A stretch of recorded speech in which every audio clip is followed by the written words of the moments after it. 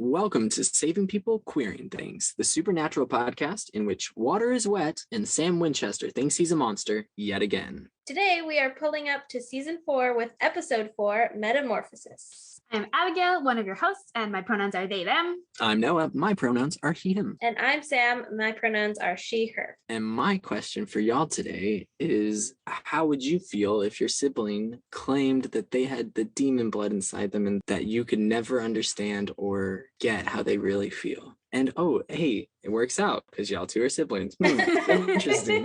I feel like this is one of those things where like it actually makes a lot of sense. Like Sam and I have obviously lots of common experiences because we are siblings, but we also have like some pretty unique experiences that we don't share. And it would be like, yeah, it feels sort of obvious that like, obviously I don't know what it's like to have her experiences. I feel like it comes across so harsh in this episode, but I'm like, it doesn't mean you don't care just because you can't always understand what someone else is going through. Abigail stole my answer. You're like, yeah, it's just, you're always going to have things that you don't understand about other people's, what they're going through, but you don't have to be a dick about it. You know? Yeah, you're right. Absolutely. They do not handle it the best way in this episode. No, but did they handle anything in a good way? No. Very occasionally. They grow. They make some progress. They were making some progress at the end of season 3, and then all of that seems to have disappeared with season 4. Someone went and died and ruined all that progress. And someone else went off and did something with Ruby, and neither of those things seem to be going well. No, not a setup for success. Well, before we actually jump in fully to the episode, now that you've met us, it's time to catch you up. So if you haven't watched this episode in a while, here is what you missed on the road so far. First up, Noah is going to recap the season so far and where we've been recently. Hit me with it. Okay, Noah. 3, 2, 1, go. Okie dokie. So after dying, getting torn to shreds by hellhounds, Dean wakes up, brought back by his true love, Castiel. Oh, sorry. By just a random angel, Castiel. And he starts working together with the angel to figure out why he needs to save Sam from whatever dark path he's going down. He time travels to go hang out with his parents. And then he comes back and he's all ready to stop Sam because God told him to. Yes. Hell yeah. Hell yeah. Good ending. Kind of skipped episode 2. Oops. It's okay. You got the stuff about like, there's plans and like stuff about Sam. Like that's the big stuff. The God reveal is in episode 3. Yeah. But they're kind of hinting towards it. They're hinting towards like God has plans for you in episode 1 and 2 for sure. Yeah. So Sam is going to recap this week's episode. Are you ready? My favorite thing ever. It's been a season since you've been with us almost. I know, I deserve it. We had to hit you with that one. Yeah, fair. All right, I suppose I'm ready. All right, don't sound too enthused. 3, 2, 1, go. Okay, so this episode starts with a lot of conflict between the brothers. Sam has been off with Ruby doing his thing, and Dean is not happy about it. There's a lot of arguments that happen about Sam using his powers, Dean not being happy about it. And amidst that, they are hunting a monster with another hunter friend, and turns out to be a Ringuru. Nice. That was solid. Exactly. Got everything you needed to get. Exactly. Well, now that we're all caught up on where we've been and the episode, let's get the music started. And everyone suggested a song for the episode mixtape. I'll go ahead and throw mine out there first. I chose Don't Overdose and Drive by Happy. It's a bop, first of all, and it's a lot of fun. And it really kind of talks about how everybody's scars are different.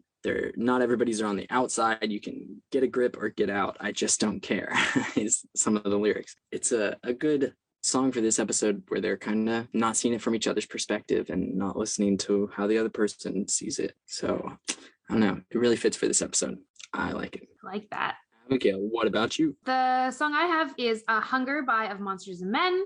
Kind of similar along the same thematic lines as yours, Noah. It's got this kind of recurring line that's hungry for the kill, but this hunger, it isn't you. And like specifically around Sam and the tension that he has in himself of like, I have this demon blood, I don't know what is, I'm struggling with these like powers that I have and I think I'm doing good with them, but also everyone keeps telling me that I'm evil because of them. There's this like idea in this song of that like tension, and they like there's this like also recurring line of like I'm drowning, which I think is very much how Sam feels about his powers. Yeah, that's my choice for this week. Sam? Cool. Solid pick.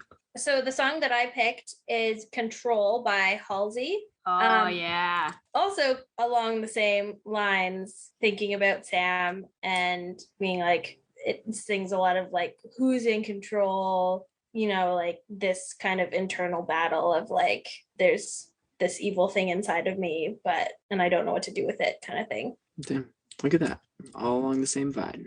I like this a lot. It's a very Sam-centric mixtape today. That seems very fitting. Yes.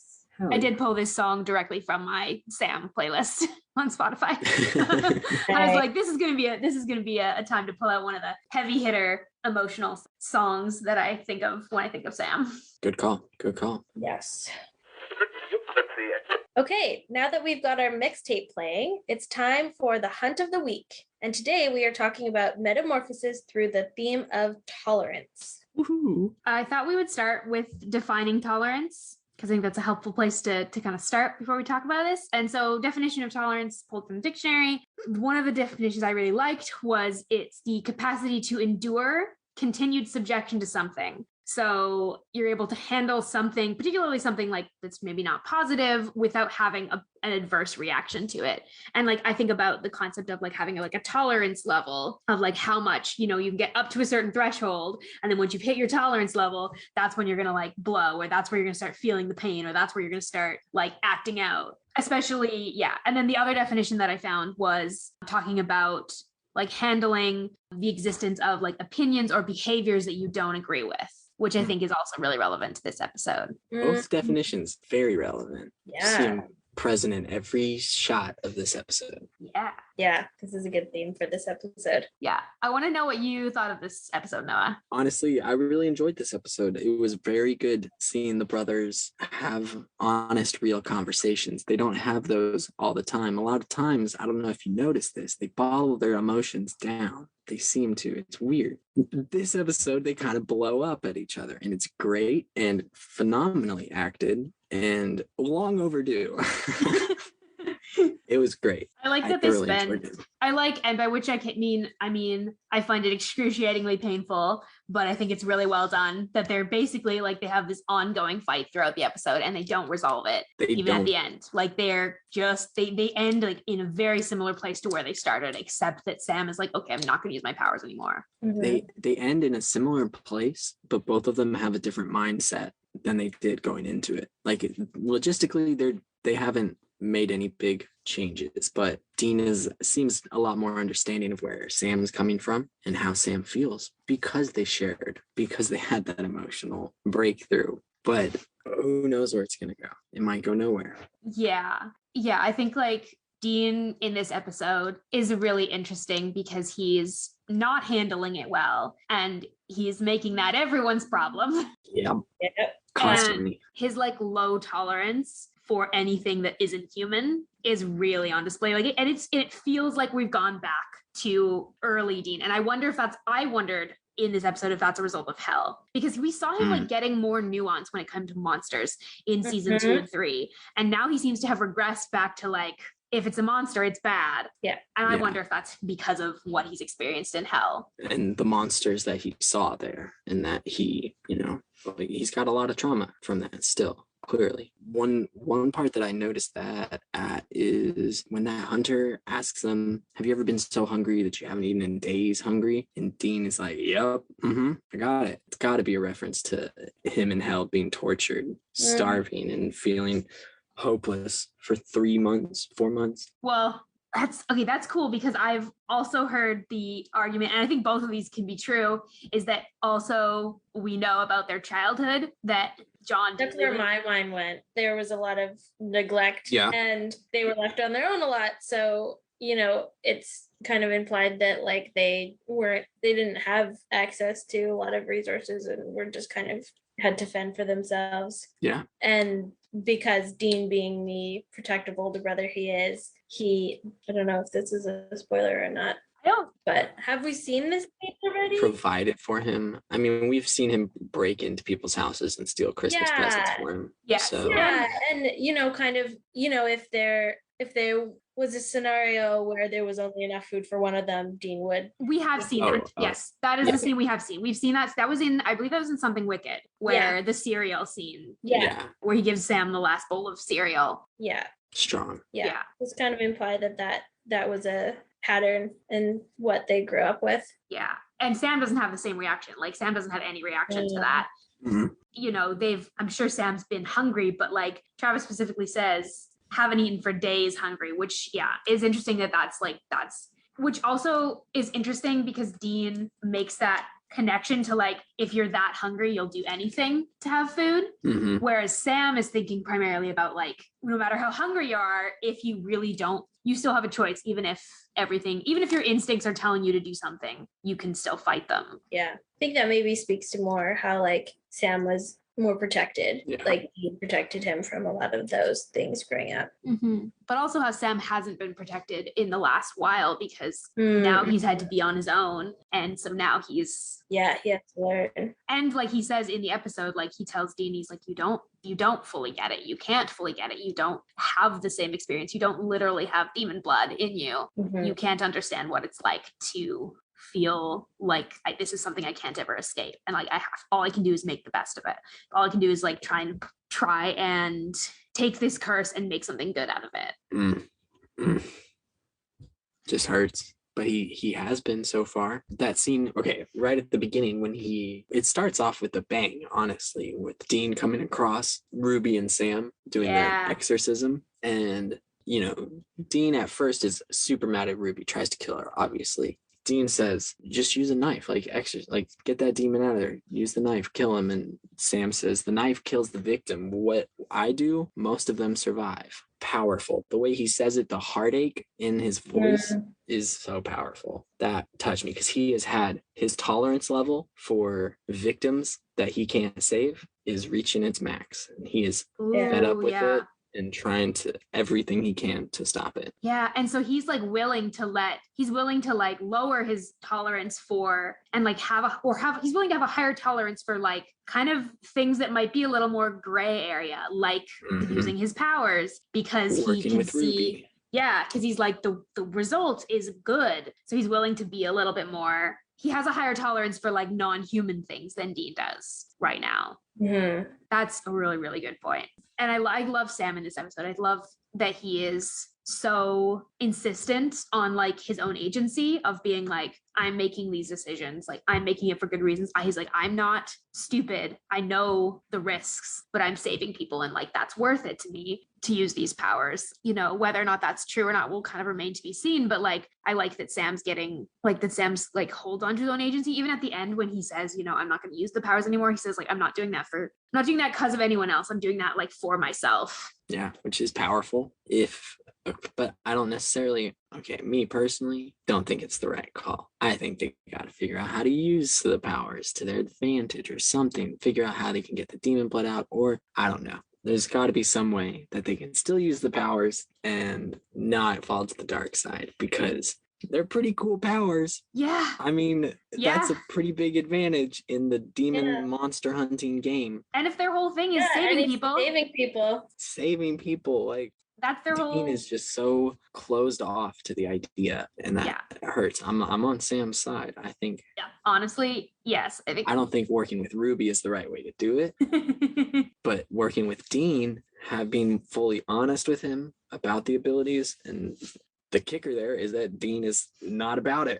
yeah. That's the thing is I'm like, Dean is frustrated that Sam has been like lying to him, which is totally, totally fair. But the reason Sam has been lying to him is because he's like, there's no way Dean would go for this. Like, and Dean doesn't. Like, Dean has a massive freak out about it. So now the only possible option is that there's going to have to be a situation that arises in which Dean asks Sam to use his powers in a good way. And that's got to be like how he uses them again. Because if Dean needs him, he'll do it. Right. That rule will probably go out the window if Dean's in danger. Yeah. Or Bobby.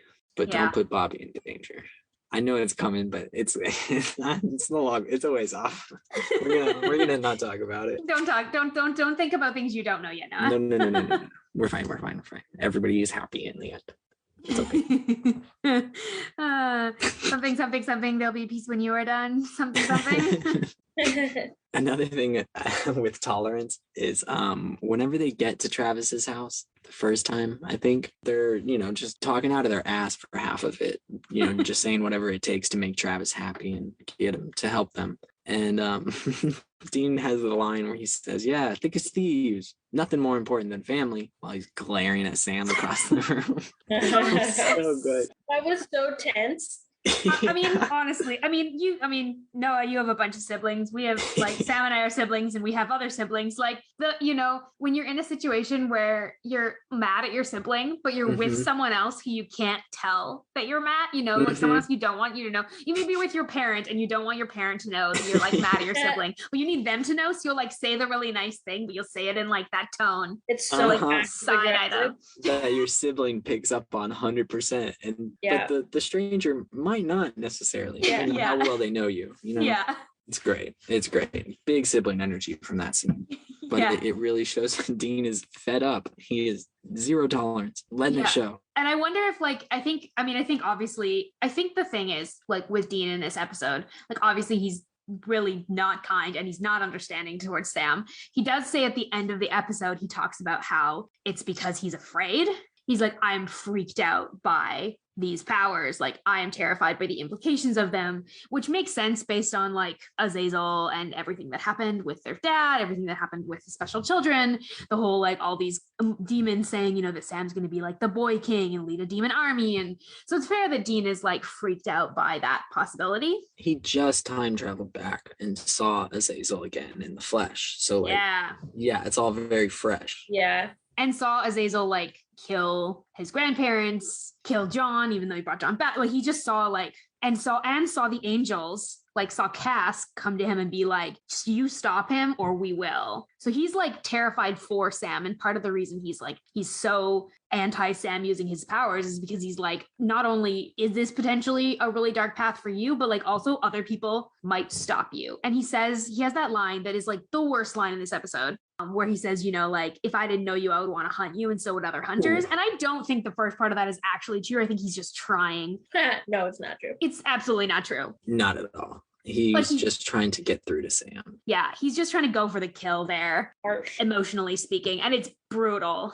I did in that scene when the fact that he actually told him what Cass said, hey, Cass told me, and first of all, he calls him Cass. This is the first time he calls him Cass. Was it really? That was the first one? This is the first time. Okay. And Cass is not even on screen. And I said, oh, look at that. Already at pet names. Huh, yeah, okay. There's the nickname. Cool. 4 episodes in. But he says, Cass told me that somebody up there needs you to be stopped. That means God wants you stopped, Sam. And so a lot of shows, they don't, they hold back information like that. And it's super frustrating. But here we are. They didn't. He told him, brother to brother, hey, God's angel told me to stop you. What's going on? Let's figure this out. Also so interesting because literally 2 episodes ago, Dean was still hardcore questioning, is God even a valid possibility? And then he time traveled and he's like, you know what? He's maybe this is looking more convincing. Yeah, I'm I don't think he's pro, God, but he is definitely well, it seems well, there are angels and they seem to have a boss, so all evidence is pointing to God. Yeah. At this point, I feel most of season 1 and 2, he was very much yeah, there's no God. Look at all this evidence of, horrors in the world and monsters and people getting attacked. And now he's seen some real powerful shit. And he's okay, God's real, I'm moving past it. It's whatever. Yeah. Just believe it. It's great. Yeah. I do want to point out and ask what you thought about the one sweet conversation that Dean and Sam have, which is about Mary. Oh, that was so wholesome. It was so sweet to see the two of them connect about their describing their mom. Because Sam doesn't remember his mom at all. Yeah, and that's the thing is Dean was old enough to remember her and have little fragments, but Sam, so this exact conversation has played out with them younger, young Sam asking questions about mom. What was she like? How did she die? Questions like that would have come up, and Dean definitely told him what he remembered, made some up probably to comfort him a little bit. But here it's very raw and very like real. It was And very wholesome. Dean just saw Mary. Like he just got a chance to see his mom when she was younger. And so like I love that Sam asks, like, how did she look? Like how did she seem okay? Did she seem like Happy. Did she seem happy? Which is like brutal because and Sam knows that. Like Sam knows that, like even if she's happy, doesn't change what happens to her later. It's unclear if Dean told him. I mean, it seems like Dean told him everything, but did he tell him about point in the plus column for Winchester honesty? Yes, therefore it. But did he tell him that he inspired his dad to get the car? Because that's really the driving force behind the time travel was real. The fact that he changed something in the past. He had to have gone there. He had the ability to change stuff, but couldn't have. Mm-hmm. Like it's weird. So that's a good question. I wonder if he did tell. Very curious. Sam. I want to see. I need to see Dean interact with John again now in the now time and be like, hey, you don't remember me? Really? Okay. No memory? No memory of that? Be like, this car actually was mine the whole time. Yeah, it's so mine. So that I convinced you to buy it. Yeah, so it was always Dean's car from the start. Always Dean's car. Always. I love it. One thing I did notice about tolerance from the Rougarou of all people, is in the bar. Jack. Oh, poor Jack. When the woman is getting harassed by that guy, and the Rougarou stands up for her. I was like, hey, look at that. Props to the monster guy. And then he went too far. It was very interesting seeing how they swung the pendulum with the Rougarou this episode. He would try so hard to hold back and he would do great. And then it would go right back the other way and he would take it too far and butcher that. His tolerance ebbs and flows, and it also like gets stripped away. Like his ability to like tolerate the hunger without giving into it dissipates. Like it gets harder and harder. And I really like Jack as a character. Like he was very good. He's so tragic because like you think in a slightly different scenario, like Sam had found research that said that they could have helped him. And the main reason they're not able to is because Travis jumps the gun. It's because Travis refuses to show any nuance or have any tolerance for a monster that might not be a monster. And as a result, like everything goes sideways and Jack does get to the point where he loses control. And this episode is so obviously it's meant like it's here to show us, to give us that like parallel with Sam of like, no matter how hard you try, like circumstances will always be against you if you've got monster in you. And like, ultimately you can't run from who you really are. And that's what this episode seems to be trying to say, specifically to Sam. But I think that's what makes it like really tragic because it seems to be setting out like Sam's destiny as it sets out Jack's destiny. Setting Sam up to fail. I don't know. That's like what I get from it. I'd be interested if either of you get different things from this episode as a whole. I find this episode really sad for that reason. That's fair. Totally fair. Yeah, I think that's accurate. I think it's something that'll push him so far the opposite way. I think it's an experience that he got really close to. Like he felt himself and how in that situation and saw how it related to his space. And I think it's going to push him the opposite direction. Obviously he's decided to give up on the powers. So I think he's gonna hold on to this as not a positive experience, but a lesson that he can learn. I like that. I think that makes a lot of sense with the arc Sam goes on in this episode. And that also reminds me, like this episode reminds me of Heart quite a bit back in season 2, Madison, because that was also an episode that really dealt with Sam confronting a sympathetic quote unquote monster and trying to save them and failing, but not failing because of his fault. Like, it wasn't his failings that brought about the demise. It was Travis and his dumbass inability to tolerate any new ideas. Yeah. I want to know more about Travis. Travis is not a hunter we've ever gotten referenced before. And obviously he's dead at this point, so we don't ever hear about him again. We don't even hear about him again, but they seem like they knew, like when they first interact with him, they're like very warm toward him. Like he says he hasn't seen them in 10 years. If he hasn't seen them in 10 years, the last time he would have seen them would have been about when Sam was like 13, 14, Dean was like 17 or 18. So John's friend, probably. Yeah. We know John didn't have a lot of friends. Well, like John's connection. Yeah. Yeah. They probably hunted together at some point. Yeah, and he's got the along really well. lack of nuance that John also had. I did like Travis. Like, I think the thing also about Travis is he is genuinely trying to do his best, and he talks about how with Jack's father that like he had to take out Jack's father because he had like turned and was killing people, but that he didn't initially want to kill the kid and didn't know how to and like couldn't stomach it, and so he in a lot of ways waited until there were signs. He's like, I wanted to be sure I had the right man, which is both I think good but also a little sinister, because he, like Sam says later on, we're not going to kill him unless he does something to get killed for, whereas Travis does not seem to have that.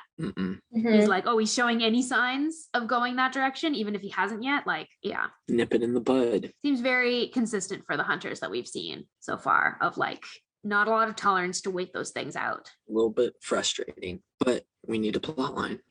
Here we go. And I think, yeah, hunters are kind of built by their experiences with monsters. And if you think, I mean, in some ways, it's like even the things of like you think you know what something is going to eventually become. You're like, why not stop it before? Like if you know a train's going to hit someone's going to like walk in with a gun and start killing people, and you have an opportunity to take that guy out first. Do you take that opportunity? And with hunters, it seems like they notice someone has a gun and they're like, we should take them out. Not just like someone has the ability. Yeah. And I'm like, I think that's something that like Dean definitely tends to do, and also probably got from John. But I like that you also brought up the episode in season 2 with Madison, because it is very similar to this. And I think maybe the reason why Sam has such empathy and a soft spot is because there's some parallels with his own experience being like, this thing that is happening to my body that I have no control over, that everyone is saying is a monster, and I didn't choose this. I don't want, it's like that struggle. They're not the monsters that are like doing this on purpose or like have more of an evil intent. It's like, this is just happening to me. I didn't have a choice. Yeah, like Madison got bit. You know, Sam had demon blood fed to him as a baby. Like they didn't ask for this. Rougarou just happened to be born with that gene.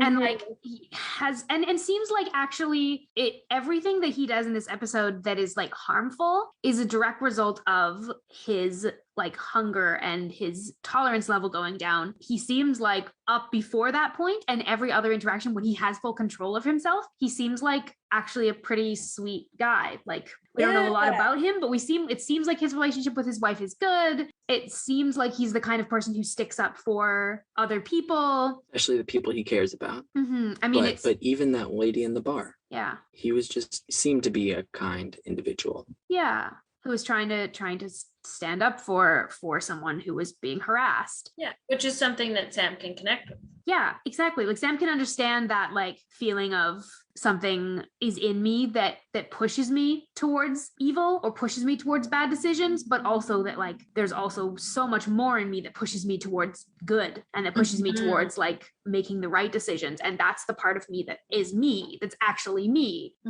I love Sam in this episode. I feel for Sam in this episode because he just cannot catch a break. No. Yeah. Poor guy. One thing after another. He loses his brother. He has to cope. So he does all this demon hunting. Then his brother comes back and is mad about him about it. Oh, such a hassle. He's trying his hardest. He really is. Yeah. Poor Sammy. This is totally a left turn, but just the Hungry Hungry Hippos reference is one that gets me. I just think it's funny. That funny. Was great. Do you play Hungry Hungry Hippos as a kid, Noah? Yeah, all the time. It was classic. Like all the 90s kids. Yeah. Well, I say all the time, but it was really all the time for 2 weeks until we lost half of the balls, and then it was no fun. So I think that's also everyone's experience with that game. Yes, you just like slowly lose more and more balls, and then if you lose them of like more of one color than the other, then it's not fair anymore. I don't want that color because it has less balls. It's a disaster. It's a whole thing. There's always that one friend that has a perfect pristine set. Yes. Go to that kid's house. And play Hungry Hungry Hippos. Oh yeah. Oh, I remember like being at someone's house, probably one of those kids that had the pristine set. So they still had it. And I was at someone's house as an adult and they had Hungry Hungry Hippos. This is a few years ago. And I saw it on their shelf and I was like, please, we need to play Hungry Hungry. We need to play this game because I forgot how much fun. I feel like that's a very Dean sort of reference. Like it makes sense that would be a game he would like, because it's mostly about just how aggressively can you play and how loud can you be about it. No, I feel like Dean would really enjoy it. Like, not that Dean doesn't like strategy, but also like I feel like a game where you just get to like pound on. Yeah. Anyway, that's it. That's the main pop. There's other pop culture references in this episode. That's the one that I wrote down that I thought I liked. That's the one that stuck out the most for sure. Yeah. Again, with it's a heavier episode, there's less pop culture because Dean's not quipping most of the time. Yeah. There's not really any like queer stuff in this. I mean, obviously, other than, and this is obviously not an explicit thing in any way, but just like the note that we made earlier about Dean nicknameifying Oh yeah. people immediately after meeting them. Getting comfortable with Cass for sure. Yeah. Even though like the last interaction he had with Cass literally was like, yeah, we're going to take out your brother if you don't stop him. Most of his interactions with Cass have not been super warm and fuzzy yet. No. But he still gets a nickname. Still. I love it. Love that. That's a little crush. Well, now we can slide right into our Going Meta section where we are tracking lore, representation, behind the scenes trivia, and more. Yeah, first we have our representation check. So this includes things like the Sure. Bechdel test, notes on gender, race, sexuality, relationship dynamics, kind of, yeah, how does this episode do in terms of representation? Right off the bat, we have the sexualization of demons again when someone says sludding around with a demon, which is like, and Dean calls Ruby a bitch. yeah, not great. Par for the course, but not great. Yeah. The presentation of like Jack and his wife is very much it's very gendered, like specific presentation. Like she's the homemaker. She is, there's several, like 2 different scenes where she's like talking about making food for them and making food for him specifically. It's just a very specific, like heterosexual concept of marriage that's presented visually and like in this context of the story. Yeah. Gender roles are, traditional. Yeah. Gender roles are very present. Very present. And even in the, like, when he's at the bar. Yes, exactly. And, like, is defending the woman who's being harassed. Poor helpless woman being harassed. Yeah, very much how it's being played is that she needs this, like, big, strong, hyper-masculine man to, like, defend her. Yeah. Where was the bartender? Good question. Do better. The other note I had in this episode was I did not like how, so like the concept of a Rougarou is this, that like they get hungry and they need to eat and they like want to eat humans. Like it's cannibalism. Like that's the concept of the Rougarous as we're told it in this episode. Mm-hmm. So why his hunger gets presented like in such a like sexualized, charged way that's like downright like he assaults his wife. And I just really disliked it because it's not necessary. That's not the kind of way that this monster needs to behave to get across the point that he is struggling. Like, because they do it in other scenes where they get across the point that he like wants, that he's like struggling. He can like hear the blood pumping. He's like hungry. They get that point across in other scenes without having to resort to this like sexualization. But then with his wife, they just always make it both like physical violence and sexual violence. And it's really, I didn't appreciate that. Like that scene is really hard to watch. But yeah, it's unnecessary. It doesn't add anything to the episode. No, not at all. Very aggressive for no reason. They could have showed him physically intimidating with her. Like they could have shown him struggling with that violence piece without it being just like groping. Yeah. Because I was like, that's not what you want. It was kind of also like out of place, almost. Doesn't fit the vibes of the rest. Like because all the rest of the scenes that we see him being struggling and being violent in are not, except for that one with his wife. Yeah. It doesn't seem it is very unnecessary. Even the scene with her earlier with her when she cuts herself.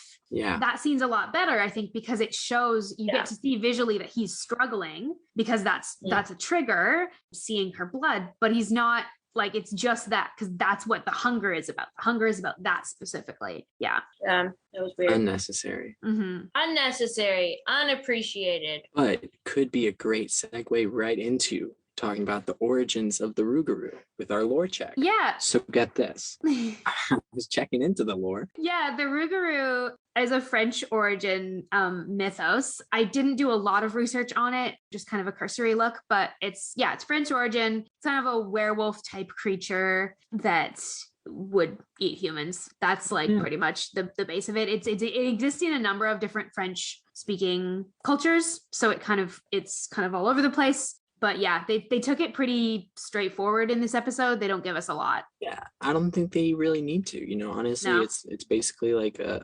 little mutation that passes down genetically, and that's okay. I mean, it is pretty straightforward. The thing that was like different and like kind of, I don't know, just struck me and made me think is that with like werewolves and creatures like that, they will like turn back and forth. They have this like human side and this monster side. But with the Rougarou, it's like, at least how Travis was explaining it, it's like once you turn, you're turned.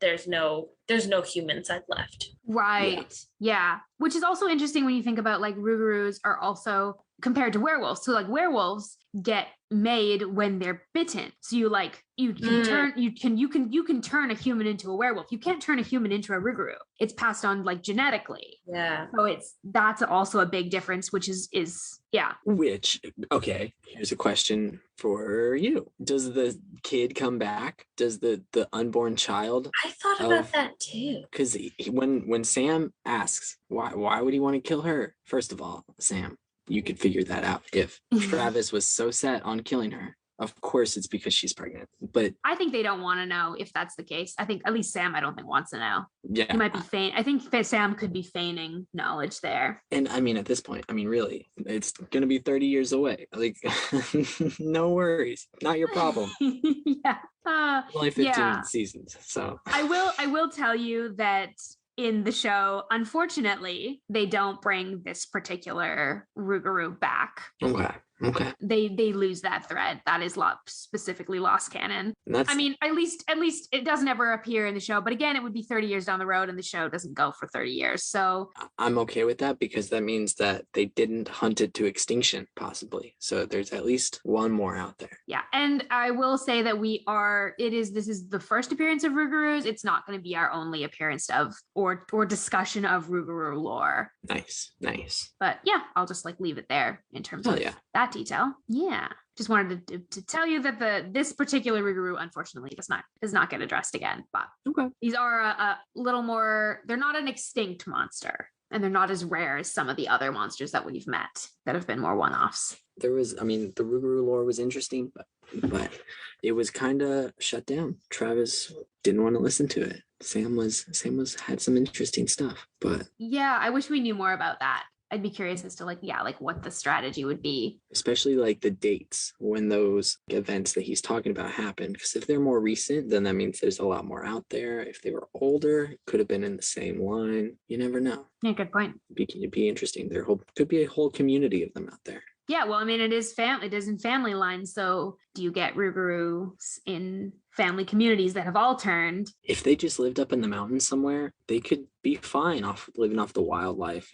But I don't think that's the thing. I think once you've turned, you don't want to live off the wildlife. Like, I think that would only work if you hadn't turned. So maybe one of them was sort of like Jack and leaned more human up until right at the moment. So he sent his partner off with their child to go start this community to keep them all safe. Be like, hey, take all the kids to the mountains and don't ever let them talk to humans. Ever. Till they're 69. It'd be interesting. We should get a spin-off show about alternate, like I want an anthology series set in the supernatural world where it just explores some of these like fringe characters and creatures and shows how they could adapt in different ways. Right, like gives us some like perspective on some of the lore that gets mentioned but never really explored. Because show us a Rougarou. Show us a Rougarou, like commune little I love it. I love the brothers, but it would be cool to get some more world building episodes. Yeah, it's actually it has the potential to be such a fascinating world, and sometimes we really do get siloed into just looking at Sam and Dean. In some ways that's cool, and in some ways we miss out on some like stories we could have had otherwise, but that's okay. That's life. That's what the Winchesters is for. Oh no. Speaking of which, if you're listening to this, the Winchesters, the Supernatural prequel, is airing right now. And myself, along with Elayna and a couple of our friends, KJ and Beth from a couple of other podcasts, are doing a watch through show of the Winchesters. So every week we're talking about that week's episode. That show's called Wayward Parents. It will be linked in the episode description. If you are interested in the Winchesters at all, we would love to have you come and talk to us about your theories on that show, because we can't talk about here because we will spoil things for Noah. Yeah, a little heads up. If you're keeping up with our show and watching along, just like me and Sam, then you can keep it going strong and stay here with us. But if you've seen it all already, go ahead and start their show. But they'll be talking plenty of spoilers. Yeah. So I'm sticking all the spoilers. So yeah. Safe call. But now we can slide right into our blessings category, which is a little time we take in the episode to pick someone that we really related to this week and just give them a little blessing along their way. Abigail, who would you like to bless today? I want to bless Jack because I wish that he had gotten the chance to explore a different path, because I think he wanted to, and I think he would have been willing to. And I think I love him as a character because he's trying so hard. He recognizes these like urges in him, and he goes, no, I don't want to hurt these people that I love. I don't want to hurt anyone. And he tries so hard until he can't anymore. And that's just really sad. And I wish that he had the support. I wish he had the support he needed. You know, so often I think it's easy to make bad decisions or like to fall into the trap of circumstances when you don't have people who are genuinely believe you can be good. Mm-hmm. And I think he just genuinely needed some people to believe that he wasn't a monster, and he didn't get that. And so I wanted to bless him for that. Yeah. Made me sad in this episode. I'm going to go ahead and bless Sam because I really appreciate where Sam is coming from in this episode, bottling in all of his emotions and how he's just trying to do his best to live up to what his brother would have wanted after his brother was gone. But now his brother's back and he's not lived up to it. And he's having to confront that and still do what he thinks is right and still love his brother. And so it's all jumbled all together, but he's doing his best to try and make it through and still do what he believes is right, even though that's changing. Yeah. I'm proud of him. Yeah, he goes through some stuff this episode. He really does. Handles it actually fairly well considering. Yeah. All things considered, he should be a lot worse off than he is. He tries his best, and I mean, for the same reasons, like I said, what I said about Jack, like also applies to Sam. Sam is genuinely trying to be good, and he just needs the support. He just needs people to believe that he can be. And he's got that now. He's got Dean struggling along the way, but he does believe in Sam. Yeah. That is where we're going to wrap up for today. Thank you, Noah and Sam, for being here and chatting about this episode. Of course, anytime, once a week. Yeah, it was a good one. Airing Mondays. It's lovely to have you back, Sam. I know it's been a while, but it's lovely to have you back. Yes, it is lovely to be back. We missed your energy. We needed it. We miss your Sam perspective, both like your Sam perspective as you, but also your perspective on Sam. Now see, today was the first time in all of our recordings with Sam that I actually got confused about which Sam Abigail was referring to. It was the first time. There was one, I was like, oh, okay. Every other time, it's been pretty clear. The Sam coded problem. Yeah. Relatability. Well, if you enjoyed this episode, you can make sure you are subscribed to Saving People Queering Things wherever you listen to your podcast, and share our show with your friends. You can find links to our social media and join our Discord server through our website, queeringthingspodcast.com. Be sure to ride along with us next week as we discover episode 5, Monster Movie, through the theme of beauty. Thank you all for coming along for the ride, and we wish you a peaceful road until we meet again.